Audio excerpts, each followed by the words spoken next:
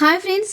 హిందూ సంప్రదాయంలో కృష్ణుని ప్రత్యేకతే వేరు. కృష్ణుడు అంటేనే తల్లులకు, పిల్లలకు బాలకృష్ణునిగా, స్త్రీలకు గోపిగా, వల్లభునిగా, పెద్దలకు గీతకారునిగా ఇలా ప్రతి ఒక్కరి మదిలో ఏదో ఒక రూపాన కొలువై ఉంటాడు.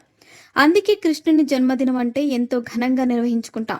ఇంతకీ ఆ రోజు కృష్ణుని పూజ ఎలా చేయాలో ఈ పూజారి మాటల్లో తెలుసుకుందాం. శ్రావణ బహుళ అష్టమి రోజున రోహిణి నక్షత్రంలో కృష్ణుడు జన్మించాడు. ఈ కృష్ణాష్టమి రోజు ఉదయాన్నే నిద్రలేచి అభ్యంగన స్నానం చేయాలి.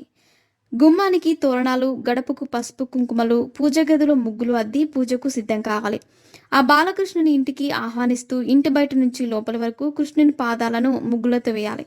ఇతర పూజలకు భిన్నంగా కృష్ణాష్టమి పూజను మధ్యాహ్నం 12 గంటలకు ఆరంభించడం ఆనవాయితీ.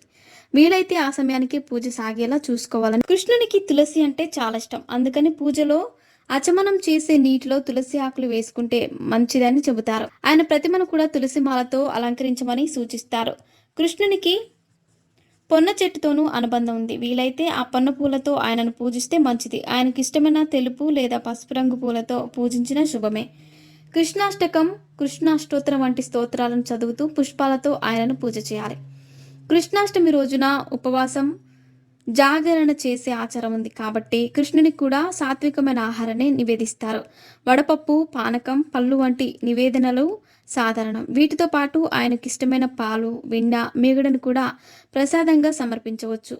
మరికొందరు బాలింతలకు పెట్టే మినపపిండి, పంచదార కలిపి పెడతారు. కృష్ణుడు అప్పుడే జన్మించాడు కాబట్టి ఆయన తల్లిని బాలింతరాలుగా భావిస్తూ ఈ ఆచారం మొదలై ఉండవచ్చు. చలికాలానికి శరీరాన్ని సిద్ధం చేయడం కూడా ఈ ప్రసాదం వెనుక పరమార్థంగా కనిపిస్తుంది. కృష్ణాష్టమి రోజు పూజతో పాటుగా ఆయన స్మరణ కూడా ముఖ్యమే. ఆ గోపాలని వైభవాన్ని తెలియజేసే భాగవతం, భగవద్గీతలను ఈరోజు ఎంతో కొంత పఠించాలి. అలా కృష్ణుని తలుస్తూ, కొలుస్తూ, భజిస్తూ కృష్ణాష్టమి రాత్రిని గడపాలి.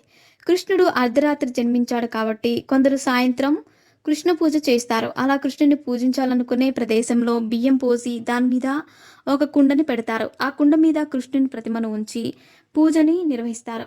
అర్ధరాత్రి వేళ శంఖంలో నీటిని తీసుకుని చంద్రునికి, కృష్ణునికి ఇస్తారు. మర్నాడు ఉదయాన్నే దగ్గరలోని ఆలయం దర్శించి ఉపవాసాన్ని విరమిస్తే మంచిదని కరీంనగర్ వెంకటేశ్వర ఆలయం అర్చకులు నరసింహాచారి తెలిపారు. మరిన్ని ఇంట్రెస్టింగ్ అప్డేట్స్ కోసం మా ఛానల్ని సబ్స్క్రైబ్ చేసుకోండి.